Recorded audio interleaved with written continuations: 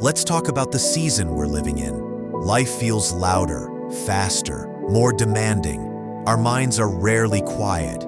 Even when our bodies stop, our thoughts keep going. So when someone says, just pray, it can feel overwhelming instead of comforting. Because you want to pray, you just don't know how anymore. And here's the part that most people don't realize. Scripture already told us this would happen. Romans 8:26 says, "In the same way, the Spirit helps us in our weakness. We do not know what we ought to pray for, but the Spirit Himself intercedes for us through wordless groans." Let that breathe for a moment. We do not know how to pray. That's not a failure, that's a fact. God knew there would be seasons where words would fail you, seasons where you wouldn't have clarity or energy or the right sentences. So He didn't say, figure it out. He said, I'll help you. Maybe part of what makes prayer feel hard is what we've been told prayer should be. Growing up, you might have heard prayers that sounded polished, eloquent, articulate in ways that felt out of reach. Maybe you sat in a service and heard someone pray with such confidence and clarity that you thought, I could never sound like that. And slowly, without realizing it, prayer became something you admired from a distance instead of something you actually did. Because if you couldn't do it right, why do it at all? But here's what no one told you. Those people who pray so beautifully, they probably started with fumbling words too. They probably had seasons where prayer felt impossible. And even now, in their private moments, their prayers might sound nothing like what you hear publicly. Because public prayer and personal prayer are two different things. One is for community, the other is for connection. And God cares far more about the connection. There are moments when prayer isn't poetic. It isn't structured. It isn't even spoken. Sometimes it's just a sigh, a tear, a deep breath you didn't realize you were holding.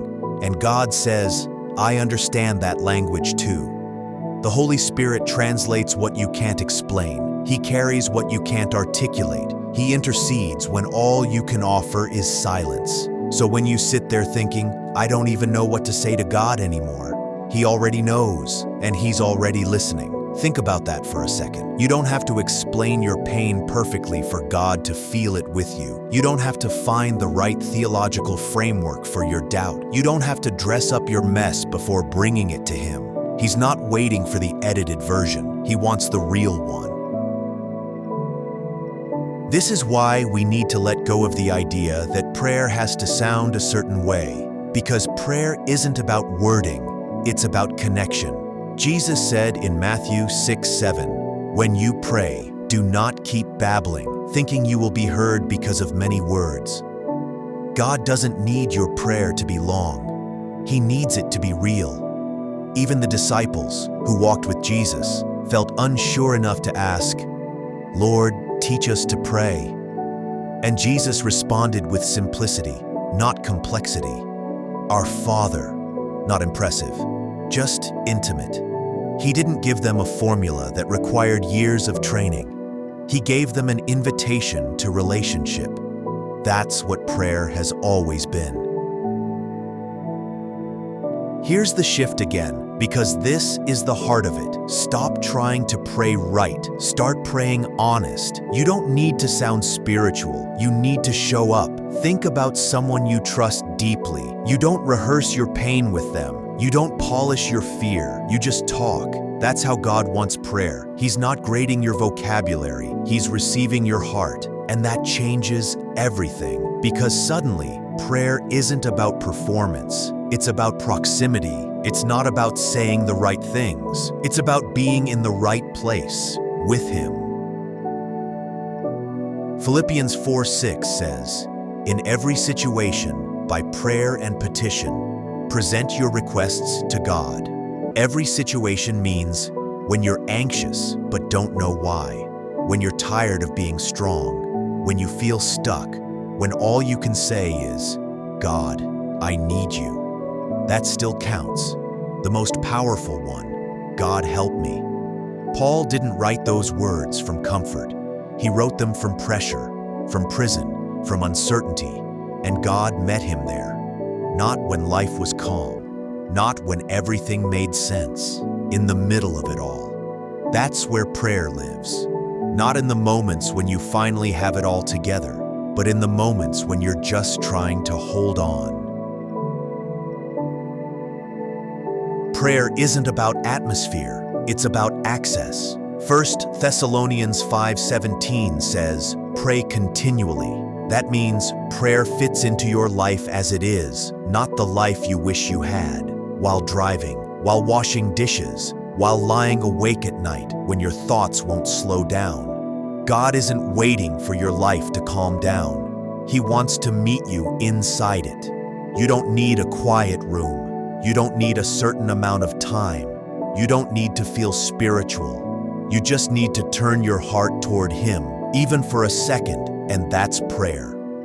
A thought directed to God while you're in line at the grocery store? Prayer. A moment of gratitude when you notice something beautiful? Prayer. A desperate "help me" whispered under your breath? Prayer. It all counts. David prayed in caves, in fear, in chaos. Psalm 142 says, "I pour out my complaint before Him." Complaints, confusion, raw honesty. And God didn't reject him for it. He received him. David didn't clean up his emotions before praying. He brought them as they were: angry, scared, broken, hopeful, grateful, exhausted, sometimes all at once. And God called him a man after my own heart. Not because David had perfect prayers, but because David had a real relationship. That's the standard, not perfection, realness. Prayer isn't only about talking, it's about listening.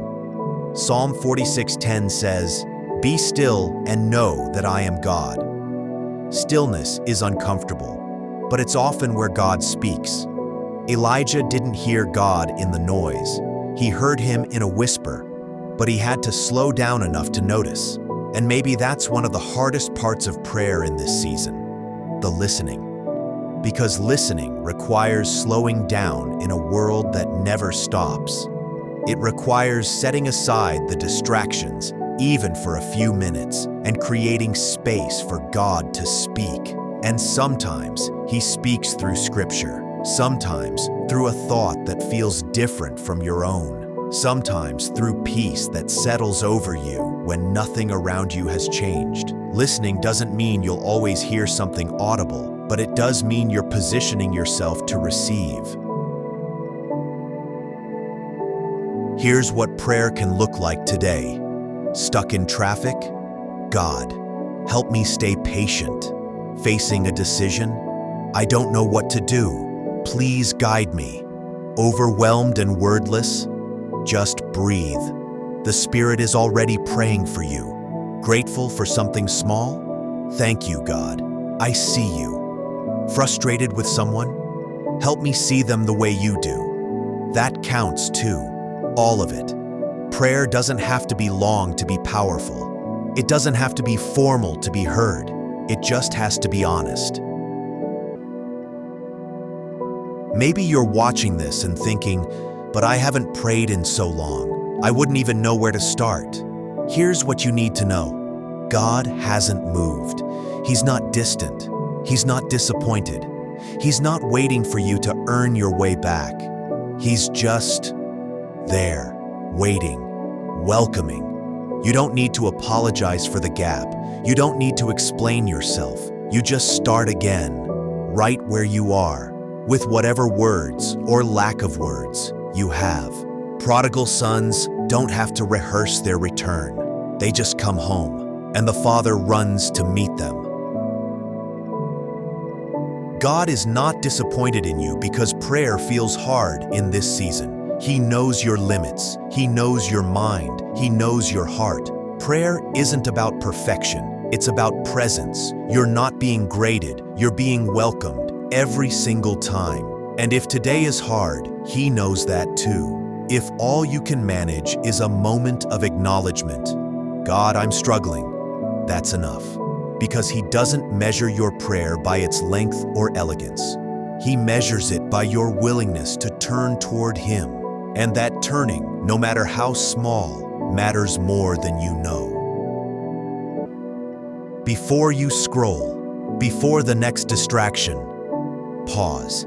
Say something honest to God, out loud or quietly, or with no words at all. And if you're able, drop a short prayer in the comments. One sentence, no filters. Sometimes writing it down is the first step toward breakthrough. If this resonated with you, share it with someone who's been struggling with prayer. Someone who needs to know they're not failing, they're just being human. And if you want more of this, faith without pressure, truth without the performance, like and subscribe to The Good News Minute, because you're not alone in this, and there's always more grace than you think. This is The Good News Minute, faith without pressure, prayer without performance. A God who meets you in every season. He's already listening, even now.